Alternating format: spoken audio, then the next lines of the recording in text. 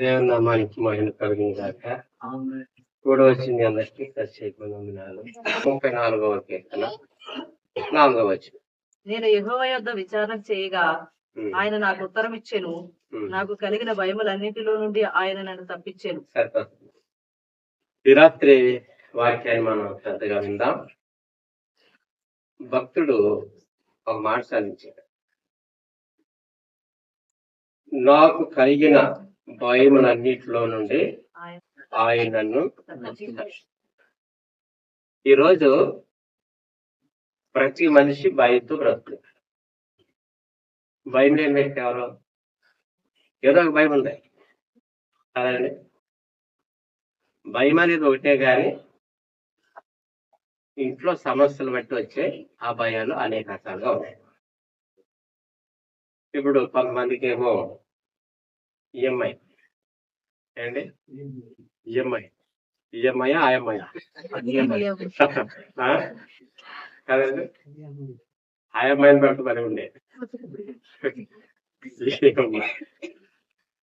మా దగ్గర కార్డు ఉంటది కాబట్టి ఈ కార్డు మీద మనం ఏం చేస్తామండి, గీసేస్తా ఉంటాం. కనపడ్డదల్లా గీసే ఆ భయం అంటారు. నీతిమంతుడు అప్పు చేసి చేసుకోమాలిన ఒక్క పైసా కూడా నువ్వు అప్పు ఎవరిది మోసం చేసి పైసా కూడా కట్టాలి. ఓకే, మారు మనసుకొని మనం ఏం చేయాలండి, పైసా కూడా కట్టాలి. ఆలస్యమైన పర్వాలేదు కానీ పట్టుకెళ్ళి కంపల్సరిగా అప్పు చేయాలి. డబ్బులు ఉన్నాయి కదా అని చెప్పేసి ఇప్పుడు కొన్నిసార్లు ఎగ్జిబిషన్ జరుగుద్ది సిటీలో. మీకు నాంపల్లి ఎగ్జిబిషన్ తెలుసా? నాంపల్లి చాలా పెద్దది, హైదరాబాద్ సిటీలో చాలా పెద్దది. మాకు కొంచెం దగ్గరగా ఉంటుంది. మరి ఓల్డ్ సిటీ దగ్గర అక్కడ చార్మినార్, అక్కడే మ్యూజియం, జూ పార్క్, ఒక 8 కిలోమీటర్ల డిస్టెన్స్ పడుతుంది. మేము ఎక్కువగా తిరగము, పిల్లలు అప్పుడప్పుడు తీసుకెళ్తుంటే ఒకరోజు నేను వచ్చిన 18 సంవత్సరాలు హైదరాబాద్ లో మొన్న లాస్ట్ ఇయర్ అనుకుంటున్నాను, నాంపల్లి మ్యూజియంకి వెళ్ళాం, ఎగ్జిబిషన్కి వెళ్ళాం. సారీ వెళ్ళి ఎగ్జిబిషన్ అంటే ఏమంటే అన్ని షాపులే కదండి. ఏంటి 4 మిరకాయ బజ్జీలు 100 రూపాయలు అంట. గేటు బయట ఏమో 30 రూపాయలు, లోపల 100 రూపాయలు. అదే పర్వాలా. సరే లోపలికి వెళ్ళిన తర్వాత పిల్లలు ఏమంటారో తెలుసా, అసలు అన్ని కావాలంటారు. ఎగ్జిబిషన్ మొత్తం మూట కట్టి పట్టుకొచ్చారు. డాడీ ఇది అది కొని అంటే రేట్లు అక్కడ కనబడుతున్నాయి. నేను ఒకటే అన్నాను, ఏది కొన్నాను అలాగ రౌండ్ వేసి ఐసులు కొన్నాను అంతే. తర్వాత ఈ బట్టలు అవి ఉంటాయి కదండి, బంగారం రేటు చెప్తారు. బంగారం రేటు అందునమ్మా మా అన్నట్టు చూడడానికి తప్ప కొనడానికి ఈ స్థలాలు రాకూడదు. మీరు తనువు తీరా చూడండి, ఏది కొంట కాసిపడద్దు, త్వరగా వెళ్ళిపోదాం అని చెప్పేసి బండి తీసుకెళ్ళిపోయాం. ఇలా తీసుకెళ్ళి అలా రౌండ్ వేసి దేశమత్తుడు అని చెప్పి ఒక 2 ఐస్లు ఇప్పించేసి బయట పడు అక్కడ కొనటం ప్రారంభిస్తే ఎన్ని కార్డులైనా సరిపో. గమనించండి, భయము అప్పులు భయం అంటారు. ఏ భయం అండి? అందుకనే దేవుడు ఏ వయసులో నీకు ఇచ్చిన ప్రతి రూపాయి చాలా విలువైంది. అలాగని మనం తినొద్దని ధరించుకోవద్దని కాదు, కానీ ఎంత జాగ్రత్తగా నువ్వు చేయగలుగుతావో అంత జాగ్రత్తగా నీవు తర్వాత మనం బాధపడ్డా ఏంటి ఇలా అయిందా సహోదరుడు అని చెప్పి వెళ్ళిపోయాడు తప్ప ఎదుగు తీసుకో 10 రూపాయలు ఇచ్చేవాడు. తెలిసే నీ దగ్గర డబ్బులు ఉంటే 10 మంది వచ్చేస్తాడు, ఆకు చుట్టం కూడా వచ్చేస్తాడు, ఎక్కడో దూరం చుట్టం కూడా వచ్చేస్తాడు. నీ దగ్గర డబ్బులు లేకపోతే ఈగలు కూడా తింటాయి కదా, ఏమో వస్తాయి అక్కడ తింటం ఏముండదు. ఈగలు కూడా ఆ ఇల్లు దారి పక్కకి ఎంత ఖర్చు పెట్టాలో అంతే. దేవుడు నీకు ఆ జ్ఞానం ఇచ్చాడు కాబట్టి మనం వయసును పాడు చేసుకోవద్దు, డబ్బులు కూడా డబ్బులు పాడు చేసుకుంటే నీలోకి వచ్చేది ఏంటి తెలుసా? భయము. చెప్పండి ఏంటి? భయం. ఏదైనా చేయగలిగితే అలా పక్కనెట్టండి జ్ఞానంతో. అలాగని నోరు కొట్టేసుకోమని కాదు, మరీ తీసినారుగా కాదు. జ్ఞానం అంటే తెలుసు కదండి. ఏదో చేతులు కట్టుకుని పక్కవాడు తింటుంటే ఎలా చూసి ఆనందపడుతుంది, అంత దారుణంగా కాదు. కొంతమంది అలా కూడా ఉంటారు. ఎలా ఉంటారండి? అలా కూడా ఉంటారు. అది కూడా దారుణం, అది కూడా తప్పే. దాని లోభత్వం అంటారు. దాన్ని ఏమంటారండి? లోభత్వం. అలా చేయకూడదు. అర్థమైందా? పిల్లలకి సమృద్ధిగా పెట్టండి. మన తినగలిగిన దాంట్లోనే సమృద్ధిగా పెట్టండి. కాబట్టి ఇటువంటివి మనం చేజారినప్పుడు మనము భయానికి గురైపోతాం. అయితే ఇక్కడ భక్తుడి జీవితంలో అనుకున్నాడు, నాకు కలిగిన భయములన్నింటిలో ఆయనను. మానవ జీవితము భయంతో కూడింది. జాగ్రత్తగా గమనించాలి. మానవ జీవితం ఏంటంటే భయంతోనే కూడింది. చాలా భయాలు ఉన్నాయి. పిల్లలకేమో చదువు భయము కదా, పిల్లలకే చదువు భయము. చదువు అయిపోయిన తర్వాత ఉద్యోగ భయము. ఉద్యోగం వచ్చిన తర్వాత గల చేయాలి. అందరికి భయం ఉంది. ఆడపిల్ల ఉన్న వాళ్ళకి భయం ఉంది. కుటుంబాన్ని శాంతి భయం ఉంది. ఏదైనా చిన్న వ్యాధి మన బాడీకి వస్తే నాకు ఏమవుతుందో, కుటుంబం ఏమవుతుందో భయము కదా. అయితే ఇక్కడ మనము భయం దేని గురించి మనం చెప్పుకున్నామంటే, దేవుడు ఉన్న వాళ్ళకి భయం ఉంటుంది, దేవుడు లేని వారికి భయం ఉంటుంది. కానీ నీవు దేవుళ్ళో ఉన్నప్పుడు నీ భయానికి దేవుడు ధైర్యం ఇస్తాడు. ఏమిస్తాడండి? అదే దేవుడు లేకపోతే భయం నిన్ను చంపుతుంది. భయం ఏం చేస్తుంది? నిన్ను చంపుతుంది. ఎవరికి? దేవుడు లేకపోతే. అదే నీకు దేవుడు ఉంటే, నీకు దేవుడున్నా భయం వస్తాయి. కానీ భయములో ఆయన ఏం చేస్తాడు తెలుసా?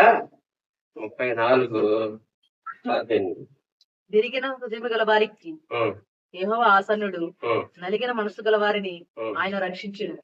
నీతిమంతునికి కలుగు ఆపదలు అనేకములు, వాటి అన్నిటిలో నుండి యెహోవా వారిని విడిపించును. నిన్ను తప్పించాడా? విడిపించాడా లేదా? ఎవరు?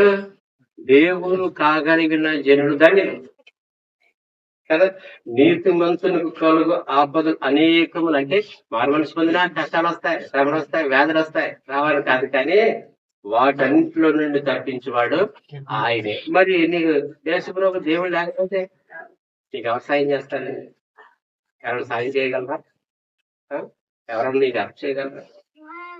నువ్వు భయపడి కృంగిపోయి అదే సమయంలో సైతాన్ని పక్కకొచ్చి అయిపోయింది నీ పని, నువ్వు ఎలా బ్రతుకుతావు, ఎలా కుటుంబాన్ని పోషిస్తావు, నీకు వ్యాధి చేసింది, అప్పులు ఎక్కువైపోయి నీ జీతం తక్కువ, నేను ఇంకా దిగేస్తాను. కానీ నీతిమంతునికి కలుగు ఆపదలు అనేకములు, వాటన్నిటిలో నుంచి వారిని విడిపిస్తాడు. చూసారా? అందుకనే యెహోవా ఉత్తముడని రుచి చూచి తెలుసుకోవాలి. దేవుడు రుచి చూడాలి. వారు దేవుడు ఆ రుచిని, మాధుర్యాన్ని చూడాలి కదా, అది అనుభవించాలి. అదే తెలిస్తే రుచి తెలుస్తుంది. అందుకనే పై మాట యెహోవా ఉత్తముడని మీరు రుచి చూసి తెలుసుకుని. నువ్వు నిజంగా దేవుణ్ణి కలిగి ఉన్నప్పుడు ఆయన అద్భుతంగా 33:18 వారి ప్రాణమును మరణము నుండి తప్పించుటకును, కరువులో వారిని సజీవులుగా కాపాడుటకును యెహోవా దృష్టి ఆయన యందు భయభక్తులు గల వారి మీదను, ఆయన కృప కొరకు కనిపెట్టు వారి మీదను. ఎందుకు భయపడాలి? ఇంకా నీ మీద కృప నిలిచి ఉంది. నువ్వు నిజంగా దేవుని యందు భయభక్తులు కలిగినప్పుడు అసలు నేను దేవుడు తప్పిస్తాడండి. వారి ప్రాణమును మరణం నుండి కదా మనల్ని దేవుడు తప్పించాడు. ఈరోజు చనిపోయిన వారి కంటే మనం నీతిమంతులు, పరిశుద్ధులు కాదు, కానీ వారి ప్రాణమును మరణం నుండి తప్పించాడు, మనం తప్పించాడు దేవుడు కదండి. అక్కడే ఉంటది 8:9 34:9. యెహోవా భక్తులారా ఆయన యందు భయభక్తులు ఉంచుడి, ఆయన యందు భయభక్తులు ఉంచు వారికి ఏమీ కొదువు లేదు. సింహపు పిల్లలు లేమి గలవై ఆకలిగొను యెహోవాను ఆశ్రయించు ఉంటదా? అడవుల సింహానికి కొదువా? అలాంటిది అది వస్తుంటూ ఉంటాది. నీ పిల్లలు సమృద్ధిగా ఉంటారు. ఎప్పుడు ఆయన యందు నువ్వు ఉన్నప్పుడు, ఆయన యందు భయభక్తులు కలిగినప్పుడు, దేవుడు నువ్వు కలిగి ఉంటాడు. ఆయనకు మొరపెట్టినప్పుడు, ఒక మాటలో చెప్పాలంటే నువ్వు దేవుణ్ణి సంపాదించుకున్నప్పుడు కదా. యోగు ఒక మంచి పని చేశాడు. పిల్లలు పోగొట్టుకున్నాడు, ఆస్తి పోగొట్టుకున్నాడు, కానీ దేవుడు పోగొట్టుకోలేదు. చూసారా? యోగు ధైర్యం ఏది తెలుసంటే, ఆస్తి పోయింది, పిల్లలు పోయారు, ఈ రెండు ఎవరు ఇచ్చారు? కానీ దేవుడు పోగొట్టుకోలేదు. అది ఆయన ధైర్యం. మనం ఎవరిని పోగొట్టుకోకూడదు? దేవుడు పోగొట్టుకోకూడదు. దేవుడు ఇచ్చింది ఏదైనా పోవచ్చు. ఆయన ఏమేమి పోగొట్టుకోలేదు. దేవుడు ఆ విధంగా పరీక్ష పెట్టాడు అంతే. భార్య వచ్చిందే, ఇంకా నువ్వు యథార్థం విడిచిపెట్టవా, అంటే భక్తిని విడిచిపెట్టవా, ఇంకా ప్రార్థన విడిచిపెట్టవా, ఇంకా నీకు దేవుడు ఇంత అన్యాయం చేశాడు కదా, నీకేముందయ్యా అని నాకు మాటలు చెప్తుంటే ఆయన అన్నాడు, నువ్వు ముద్రాల్ని అలా నువ్వు మాట్లాడుకోవచ్చు, అది మంచి పద్ధతి కాదు. నేను దేవుడు విడిచిపెట్టాను. కారణం చాలా మంది ఏమంటారంటే, ఇంత ప్రార్థన చేశాను, ఇన్ని చేశాను, నేను దేవుడు ఇలా చేసి అంటే పనిలేదు, ఇంకా ఏదో చేస్తాక అలా అనకూడదు. ప్రభా నేను ఇచ్చావు, నీ తీసుకున్నావు, నీ నామానికే నేను నీ పాటి వాడు. నీ మనసు ఉండాలి. కానీ మా ఐదారు దేవుడు నేనే దొరికానా, నా పిల్ల దొరికాదా, నా జాబే దొరికిందా, నా భర్త, అలా చేయకూడదు, అసలు అనకూడదు. ఆయన స్తుతులకు పాత్రుడు, నిందలకు పాత్రుడు కాడు. ఇచ్చిన దేవుడు మనం వెనక పోగొట్టుకోకూడదు కదా. ఈ రాత్రి ఏ భయం ఉందో నాకు తెలియదు, కానీ అన్నాడు, అబ్బాయి నీతిమంతులకి ఆపదలు వస్తాయి కానీ తప్పిస్తాడు. అడవిలో సింహం పిల్లలు కలుగుతూ ఉంటాయి, కానీ అసలు నన్ను ఆశ్రయించిన వారికి ఏమీ పొదువు. నువ్వు దేవుడిని ఆశ్రయించిన సంవత్సరాల్లో నిన్ను నీ పిల్లల యొక్క దేవుడు పస్తులు పెట్టాడా? ఒకవేళ పస్తులు ఉన్నామంటే ఎక్కడో భయాన్ని తప్ప, ఎక్కడో ప్రమాణం తప్ప, ఎక్కువ యందు భయభక్తులు గల వారికి ఏ మేలు పొదువై ఉండదు. గుర్తుపెట్టుకోండి. నిజంగా నువ్వు దేవుని యందు యథార్థతను భయభక్తులు కలిగి ఉన్నప్పుడు నీకు నీ పిల్లలకి ఏమి పొదువై ఉండదు.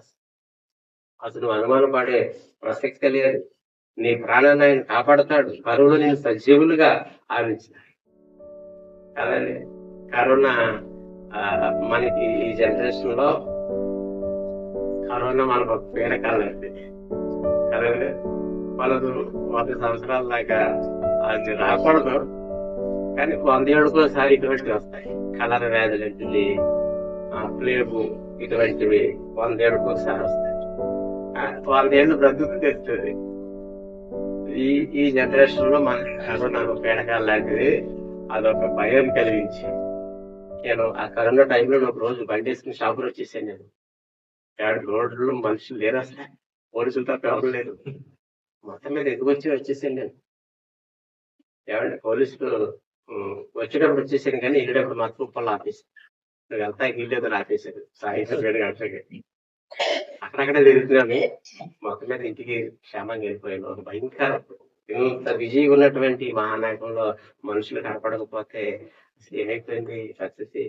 అది తలుసుకుంటుంటే ఒక భయం శ్మశానంలాగా అయిపోయింది పరిస్థితి. ఏమండి ఆ టైంలో ఒక చోట గ్యాదర్ అవుతాయి లేదు, చర్చి లేదు. అటువంటి టైంలో కూడా దేవుడు పోషించాడు. ఏం చేశాడండి, చాలా మంది ఫోన్లు చేసి నాకు కిరాణా సరుకులు ఇస్తే, బియ్యము కిరాణా సరుకులు నేను నాకు వద్దని నేను తీసుకుని ఉంటాను. నేను తీసుకోలేదు. చాలా మటుకి ఫోన్ చేసి, పాస్టర్ గారు మరి మీ సేవ మీద ఆధారపడ్డాను కదా, మరి ఇదిగోండి మేము రైస్ ఇస్తాం, పప్పు నూనె ఇస్తామంటే నాకు వద్దండి, నాకు లేకపోతే అడగదు, నాకు దేవుడు ఎదులాగా ఇస్తాడు కాబట్టి నాకు వద్దన్నాను. తర్వాత సరేలే, మళ్ళీ తర్వాత ఫోన్లు చేస్తే ఏం చేశానంటే, నేను తీసుకోకపోయినా వేరే వాళ్ళకి ఇవ్వచ్చు అని తీసుకుని అక్కడ కొంతమందికి నేను ఇచ్చేసాను. దేవుడు కరువులో మనం విడిచిపెట్టడం పోషిస్తాడు. ఒక భయము మనం వెంటాడుతూ ఉంటది. ఏడిన పరిస్థితి ఈ మహానగరంలో, నువ్వు సముద్రంలో ఉన్నా కానీ దేవుడు పోషిస్తాడు, అడవిలో ఉన్న దేవుడు నిన్ను పోషిస్తాడు. ఎందుకంటే నీవు ఆయన కలిగి ఉండే. అసలు ఆయన కలిగి లేవు అనుకోండి, నువ్వు ఎక్కడ బతకలేవు, నువ్వు ఎక్కడ జీవించలేవు, ఎక్కడ నీకు సమృద్ధి ఉండదు. ఈ దేవుడు నీ హోమాటను శ్రద్ధగా ఉంది అడలా. నువ్వు పట్టణంలో దీవించబడతా, పల్లెటూరులో దీవించబడతా, పొలంలో అన్ని చోట్ల దీవించబడతా. భయం లేకపోతే, దేవుడు అంటే నీకు భయం లేకపోతే అన్ని భయాలు నీ మీద వస్తాయి. ముందు మనం దేవుడు అంటే భయపడాలి, అప్పుడు భయాలు ఇచ్చి నువ్వు విడిపిస్తాడు. అసలు నీకు దేవుడు అంటే భయం లేదనుకోండి, ప్రతి భయం నేను పెట్టాడు. ఒకరోజు ఈ గొలియాతు ఫిలిష్తీయుల తరపున వచ్చి ఇజ్రాయేలుని భయపెట్టాడు. మొదటి సమయంలో 17:24. ఇశ్రాయేలీయులందరూ ఉమ్, ఆ మనుషుని చూసి ఉమ్. మిక్కిలి భయపడి ఏ మనిషిని చూశారు? గొలియాతుని చూసి భయపడిపోతుంది. అయ్య బాబు ఏంటి ఎంత ఉన్నాడు ఏమండి, ఇన్ని ఫీల్డ్లు ఉన్నాడు, అసలు ఇతను కొట్టగలే, అది వీరు లేడు, మన వల్ల అవుతుందా అని భయపడిపోయారట. కానీ దావీదు ఏం చేయలేదు. దావీదే అన్నాడు తెలుసండి, దావీదు అన్నాడు అక్కడ, అందుకు దావీదు అందుకు దావీదు సౌలుతో ఉమ్, ఇట్లా నేను ఉమ్, మీ దాసుడైన నేను ఉమ్, నా తండ్రి యొక్క గొర్రెలను కాల్చుండు ఉమ్, సింహములను ఎలుగుబంటిను వచ్చి ఉమ్, మందలో నుండి ఒక గొర్రె పిల్లను ఎత్తుకుని పోవుచుండగా ఉమ్, నేను దానిని తరిమి ఉమ్. చంపి దాని నోట నుండి ఆ గొర్రెను విడిపించి తిని. ఎక్కడ వచ్చింది ధైర్యం? ఎంత ధైర్యం ఎలా వచ్చింది దీనికి? మనకి కీర్తనలు 18వ అధ్యాయం 1వ వచనంలో ఈయన గురించి రాయబడింది. యెహోవా నా బలమా, యెహోవా నా బలమా, నేను నిన్ను ప్రేమించుచున్నాను. అది ఎలా వచ్చింది? బలం ఎలా వచ్చింది అంటే ధైర్యం ఎలా వచ్చింది? దేవుడు ప్రేమించాడు, వాక్యాన్ని ప్రేమించాడు. అర్థమవుతుందండి. భయం లేని చోట భయభ్రాంతులైపోతాం మనం. కానీ భయం ఉన్న చోట కూడా ధైర్యం రావడానికి కారణం ఏంటంటే, యెహోవా నా బలమా, నేను నిన్ను ప్రేమించుచున్నాను, యెహోవా నా శైలము, నా చోట నన్ను రక్షించేవాడు, నా కేడము, నా రక్షణ శృంగము, నా ఉన్నత. అంతే, దేవుడే, సర్వం దేవుడే. నువ్వు నిజంగా దేవుని కలిగి ఉన్నప్పుడు ఏ విషయానికి భయపడవు, ముందుకెళ్ళిపోతావు. పక్షిరాజులాగా యెహోవా కొరకు ఎదురు చూసేవారు పైకి ఎగురుతారు, రెక్కల చాచి. అది భయం ఉంటుందండి. ఒక పక్షిరాజు ఆకాశం, దాని గూడే ఎక్కడో ఉంటుంది, పండుగ ఉంటుంది. పక్షిరాజు చాలా ఏమండి, ఎస్పెషలీ అది ఒక ప్రత్యేకమైనది. దాని గూడు కూడా ఎక్కడో ఉంటుంది. అక్కడి నుంచి దాన్ని ఎర్రపట్టుకుంటుంది.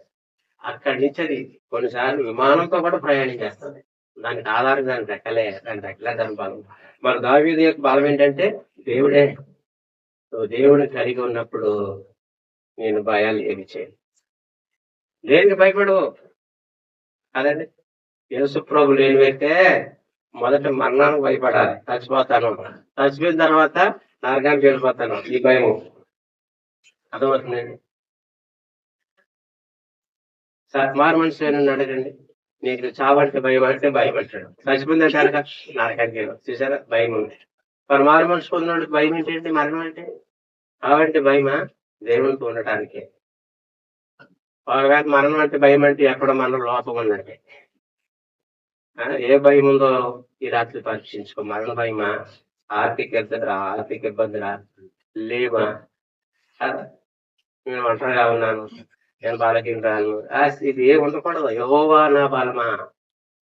రాజేమో భయపడుతున్నాడు, బాలుడైన సమూయేలేమో ఈ ఫిలిష్తీయుడి జీవం గల దేవుడిని తిరస్కరించడానికి ఈ సున్నపలేని వాడు ఏ పాటి వాడు అని ఎంత ధైర్యం వచ్చిందండి. దేవుళ్ళు ఉన్నవాడు అంత ధైర్యంగా ఉండాలి. నాకేంటి, నా కుటుంబానికి ఏంటి దేవుడు ఉన్నాడు, అదే ఇక నాకేంటి ఉద్యోగం ఉంది అనుకుంటా, నాకేంటి పొలం ఉంది, నాకేంటి బంగారం ఉంది, ఏది అక్కడికి రాదు, ఏది ఉండదు. అతిశయించేవాడు ఎవరిని బట్టి అతిశయించాలండి? దేవుని బట్టి అతిశయించాలి. నాకు దేవుడు ఉన్నాడని చెప్పాలి తప్ప అవి ఇవి కాదు, అవన్నీ దేవుడు ఇచ్చివే. దావీదు కింద ధైర్యం ఎలా వచ్చిందంటే, ఆల్రెడీ ముందు సింహాన్ని చంపేశాడట, ఎలుగుబంటిని చంపేశాడు. ఎవరిని బట్టి? అదే సింహం కంటే పెద్ద బలవంతం కాదు కదా, ఎలుగుబంటి కంటే ప్రమాదం కాదు. సింహం నోట్లో తప్పించుకోవడం కష్టం, ఎలుగుబంటి నుంచి ఇంకా తప్పించుకోవడం చాలా కష్టం. ఎందుకంటే మనిషి పడతాడు కానీ వస్తే మనిషి మీద పడి చీరేస్తాడు.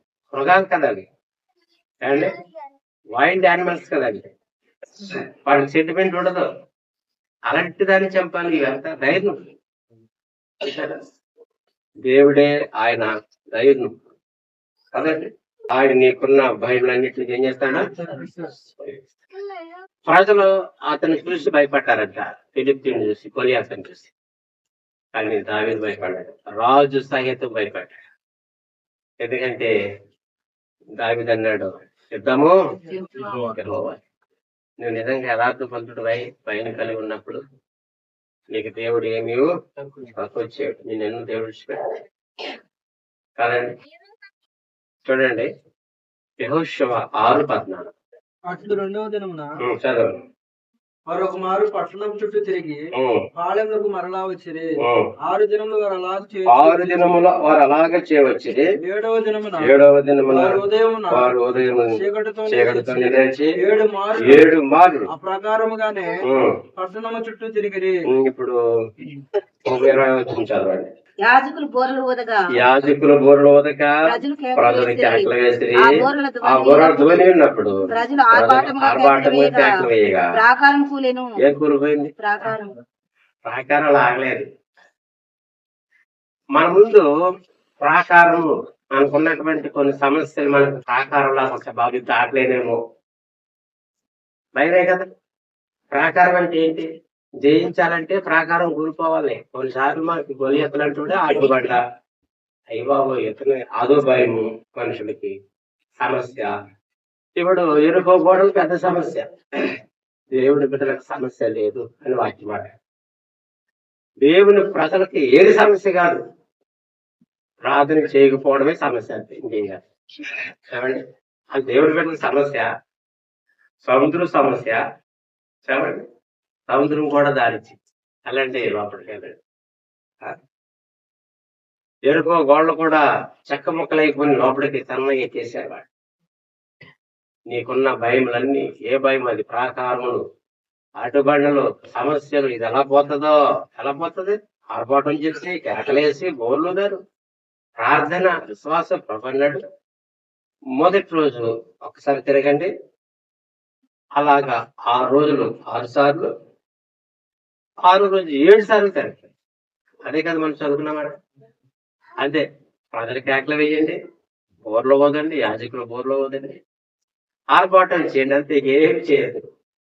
దేవుని మాట మీద విశ్వాసం. దేవుని నమ్మాలి. నువ్వు నమ్మాలి దేవుని మాట. నువ్వు నమ్మినప్పుడు వెంటనే కార్యం జరిగింది. దేవుడు ఏదైనా చేస్తాను. నువ్వు నమ్మాలి. ప్రాకారాలు పలపల కూలిపోయారు. ఈ ఎరుకు పట్టణ ప్రజలకి, సైనికులకి, రాజుకి అర్థం కాలేదు. ఇది ఏమైనది? ఈ యుద్ధం ఏంటి అసలే? ఎవడని యుద్ధం చేస్తే గోడలంట పాకి గోడలు కూల్చి చేయాలి కదా. ఏలేంటి? వాళ్ళ పని వాళ్ళు చేసుకుంటూ పోతారు. విశ్వాసం ఏంటది? చుట్టమనేది ఎలా జరుగుతుంది? కూలగొట్టాలి, గోడలంటే ఎగపాకాలి. అదేమి లేదు. మందసాన్ని ఎత్తుతున్నారు, తిరుగుతా ఉన్నారు ప్రాకారం. ఆ ఎరుకు పట్టణం చుట్టూ తిరుగుతున్నారు. అలాగే అర్థం కాలేదు ఏంటి వేడనుకున్నారు. అప్పుడు ఎరుపు గోడ చాలా బలమైనది. ఎంత బలమైన గోడ అంటే 2 రథాలు తిరుగుతాయి గోడ మీద. 2 రథాలండి. 2 రథాలంటే చూడండి, అంటే డబుల్ రోడ్డ అంతే కదా. అది ఎంత గోడ కట్టే 2 రాళ్ళు. 2 రథాలంటే 2 లారీలు వెళ్తున్నాయి. అంటే మరి 40 ఫీట్లో లేదా 50 ఫీట్లో అనుకోండి. అది గోడ, ఇది గోడ, ఇది గోడలు పోవచ్చు. కానీ వాళ్ళు కట్టింది ఏంటి? 2 రథాలు తిరుగుతాయంట. అక్కడ రాయబడ్డ మాట. వాళ్ళకున్న ఆలోచన, వాళ్ళకున్న విశ్వాసం ఏంటంటే ఇది మామూలు గోడ కాదు, ఇది వాళ్ళ పైన రథాలతో తిరుగుతున్నారంట చుట్టూ. దీన్ని కోల్చాలని దేవుడు. అది నిజం. వాస్తవానికి మానవ తరం కాదు. ఆయన అంత గోడ కూలుతారా? ఈ గోడ అంటే కవర బదులు కొట్టేద్దాం కానీ 40 ఫీట్ల గోడ ఎలా కొడతారండి? దేవుడికి సమస్తము. అంటే ఒక రోడ్డు వేస్తారు కదా, అది అలా పై కట్టుకుంటూ పోతున్నారు. ఎప్పుడు కొట్టాలి దాన్ని బాణాలు పెట్టి. అలాంటిది కూలిపోయేది. చూసారా? దేవుడు మాట వినాలి. నీ విన్నప్పుడు నీ ముందు అన్ని వంగిపోతాయి. సముద్రం దారి చేస్తుంది, ఎరుకోబోళ్ళు కూలిపోతాయి, కూలిపోతాడు. నాకు కలిగిన భయములన్నిటిలో నుంచి ఆయనను విడిపించును. దేవుడు అక్కడే నేను విడిపించు. నీకే భయాలు ఉన్నాయో ఈ రాత్రి తెలియదు, కానీ ఏ భయమైన దేవుడు విడిపించగలడు. ఆయన సమస్తమును చేయగలిగాడు. పిల్లల కోసం భయం, చదువుల కోసం భయం, ఆర్థిక ఇబ్బందుల కోసం, అప్పుల కోసం భయం, రేపు పొద్దుట ఏం జరుగుతుందో, నేను బలహీన అయిపోయాను, ఈ పిల్లలు ఏంటి భయం. దేనికి భయపడద్దు, దేనికి భయపడద్దు. అప్పుల కోసం దేనికోసం భయపడద్దు. అదే భయపడప్పుడు ఏమండి, భయపడుతుంది. మత్తయి సువార్త 8వ అధ్యాయం 24వ వచనం. అంతటా సముద్రం మీద తుఫాను లేచినందున ఆ దోణి అలల చేత కప్పబడెను. కప్పబడిను అంటే దాదాపుగా మునిగిపోయే పరిస్థితి వచ్చేసింది. చదవమ్మా. అప్పుడు ఆయన నిద్రించుచుండగా వారు ఆయన ఎద్దకు వచ్చి, ప్రభువా నశించిపోవచ్చున్నాము, మేము నశించిపోతున్నాం, మమ్మల్ని రక్షించమని చెప్పి ఆయనను లేపిరి. ఏమొచ్చేసిందంటే కుటుంబం అనేది ఒక సముద్రం మీద ప్రయాణం అనేది.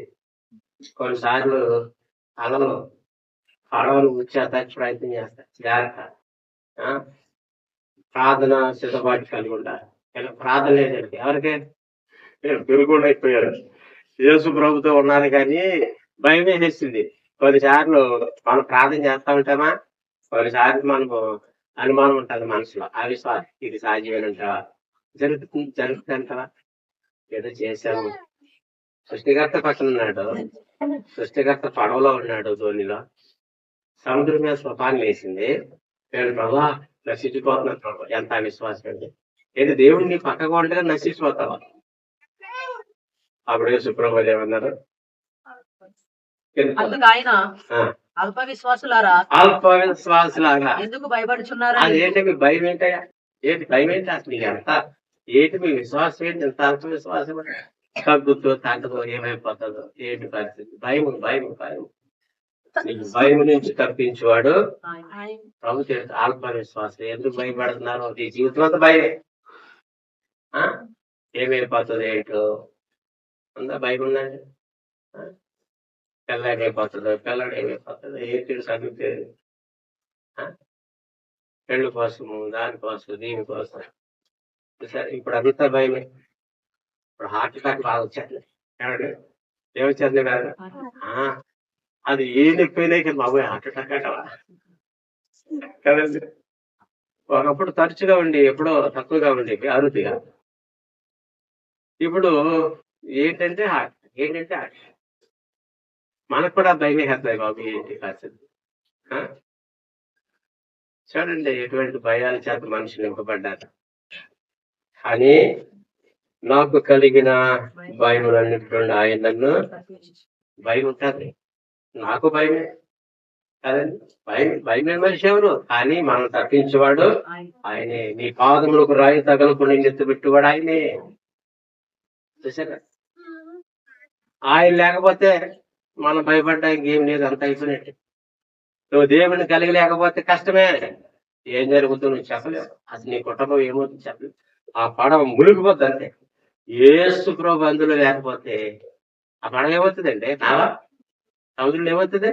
మునిగిపోతుంది. పడవ అంటే నీ కుటుంబం అండి. జాగ్రత్త. ఆ మూల యేసు ప్రభు ఉన్నాడు కాబట్టి ఆయన ఉన్నారు. సముద్రుడు ఏం చేశారు? ఆయన సముద్రమా నిమ్మలంగా ఉండు, నా పిల్లలు భయపెట్టారు. మీరు ఎప్పుడైనా సముద్రం మీద ప్రయాణం చేస్తే అది వేరే ఉంటుంది.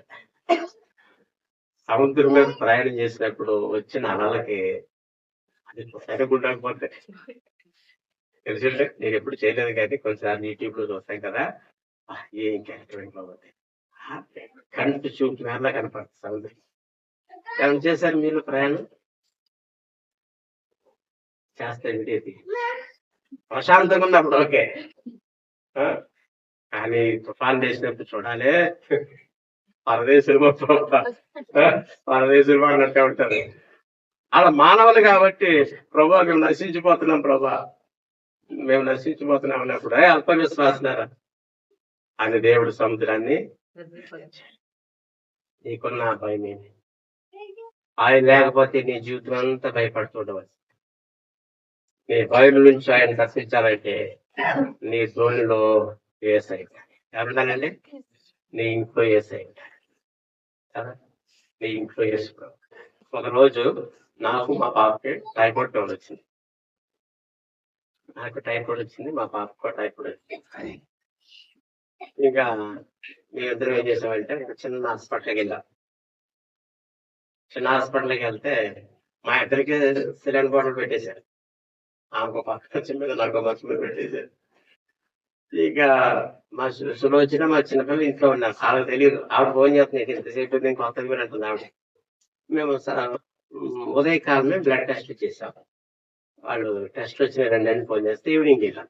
వాళ్ళు చెప్పారు పాపకి నాకు టైఫాయిడ్, పాపకి బ్లడ్ ఇన్ఫెక్షన్ ఏదో డెంగ్యూ పాజిటివ్ అని. ఓహో, నేను ఆలోచిస్తున్నాను. నాకు సిలిండర్ పెట్టారు, నేను పడుకుని మా జాయి పడుకున్నాను. ఇక మా చుట్టూ ఎవరు లేరు, కానీ ఈ బాహ్యనేత్రాలు కనపడవు. అయితే అది చిన్న రూమ్, అది ఎంతే రూమ్ ఉంది, చిన్న క్లినిక్, 2 సార్. ఆ రూమ్ నిన్నగా దేవుని దూరం మా జాయి చుట్టూ, నా చుట్టూ ఉన్నాయి. నాకు తెలుస్తుంది, కనపడుతుంది. అది దర్శనంలో ఎవరో సహోదరికి దేవుడు చూపించాడు.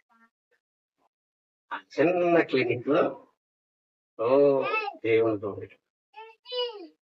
మన అనుకుంటే మాకు ఎవరు లేరు, మేము ఒంటరిగా ఉన్నాం, మేము నాదులు. మీకు వచ్చే ఆలోచనలు ఏమిటి పట్టదా అని భయపడతా, కానీ వెలుగుతో ఆ వాళ్ళ మధ్య మమ్మల్ని దేవుడు విడిచిపెట్టేసాడా? నేను విడిచిపెట్టేస్తాడా? నీ పిల్లలు విడిచిపెట్టేస్తా దేవుడు? విడిచిపెట్టలేడు. నువ్వు విడిచిపెట్టేస్తావు దేవుడిని, నీ క్రియలను బట్టి, నీ ప్రవర్తన బట్టి, నీ మాటలు బట్టి, నీ ప్రాధాన్యత బట్టి నువ్వు దేవుడిని గౌరవపరుచుకున్నావు. ఆయన విడిచిపెట్టే దేవుడు కాదు. నేను ఆలోచించుకున్నాను, అది ఇద్దరికి ఒకసారి వచ్చింది. కొన్ని వాళ్ళకి వచ్చి నాకు రాకపోతే నేను సర్వీట్లో పని చేసుకుంటా ఉంటది. నాకు వచ్చేసింది, మాసి రోజు నీకేం తెలియదు, వేరేగా.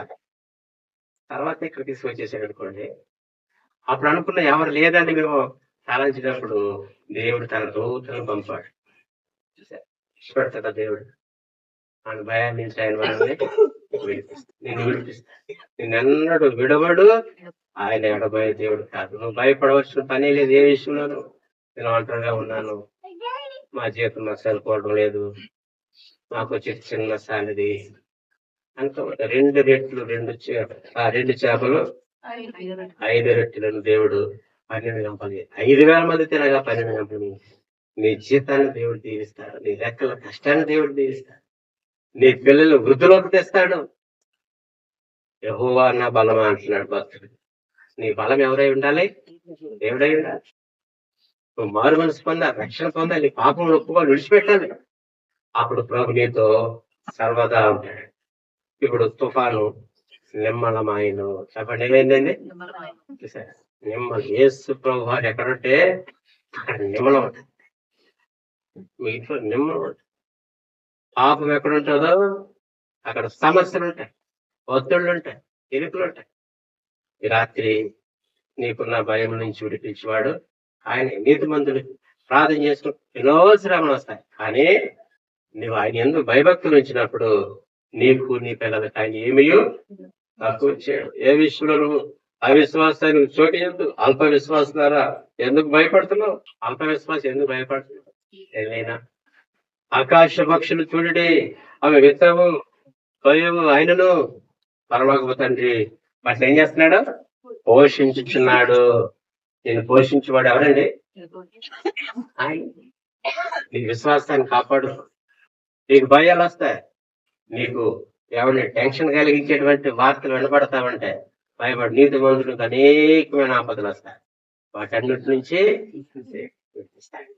దేవుడు విడిపిస్తాడు. ప్రార్థన చేస్తాడు. పరిశుద్ధులైన తండ్రి, ప్రేమ కలిగిన ప్రభువా, జీవాధిపతి యేసు ప్రభువా, వందనాలు. నిజంగా ఎంత గొప్ప దేవుడు నాయన.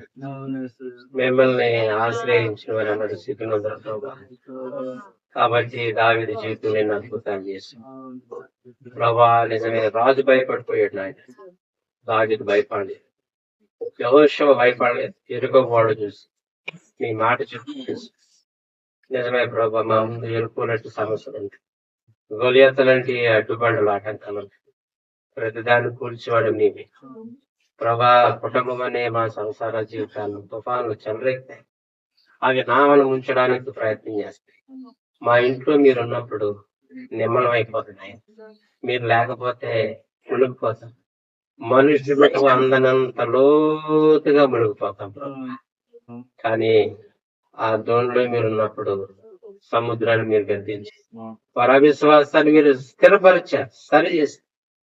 మేము ప్రార్థన చేయొచ్చు, చర్చికి రావచ్చు, కానీ ఎక్కడో అవిశ్వాసం వెంటాడుతుంది. వారి అవిశ్వాసాన్ని బట్టి అక్కడ ఏ కార్యం జరగలేదు వచ్చేది.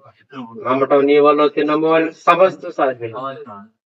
ఎవరైతే ఇంకా అవిశ్వాసంతో ఉన్నారో వాళ్ళ అవిశ్వాసాన్ని స్థిరపరిచి వాళ్ళ సమస్యలు తుఫాను లాంటి ఆ యొక్క సమస్యల మీద అరిచిపోయి నిమ్మలపరిచి ఆ ప్రభా ఎరుకోకూడలంటే అడ్డుమండలు తొలగించి ప్రభా గొలియతలంటే వారి సమస్యలు తీసి తోడుగా ఉండి భయాల నుంచి విడిపించండి. భయభక్తులు కలిగి ఉండాలి, పోషించండి, సంరక్షించండి అని వాడుతున్నాను. కొందరు మా ప్రియులు వాక్యం ఉన్నారు, బలపరిచి స్థిరపరచండి. తిరిగి వెళ్తుండగా తోడుగా ఉండండి.